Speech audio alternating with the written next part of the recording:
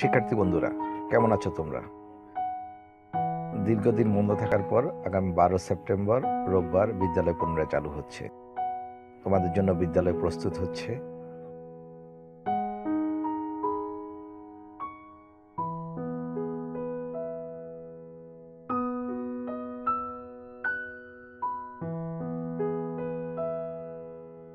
তোমাদের জন্য বিদ্যালয়কে পরিষ্কার পরিচ্ছন্ন করে পুনরায় চালুর উপযোগী করা হয়েছে।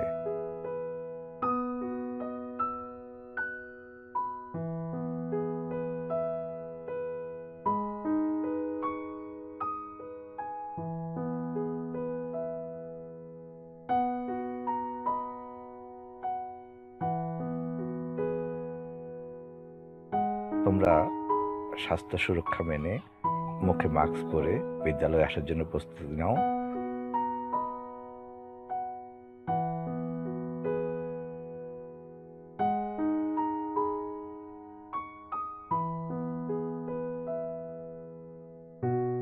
এবং মনে রাখতে হবে বিদ্যালয়ে আসার পর এবং বিদ্যালয় থেকে ফিরে সুন্দর করে হাত ধুতে হবে।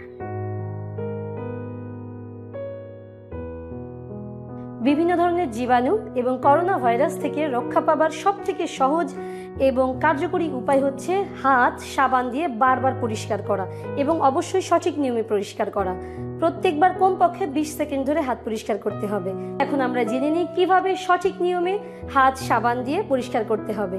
প্রথমে 2 হাত পানি দিয়ে ভিজিয়ে নিব।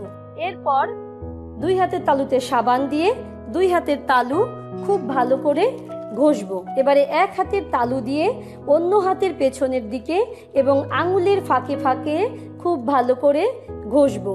এবারে 2 হাত মুঠো করে ঘষবো।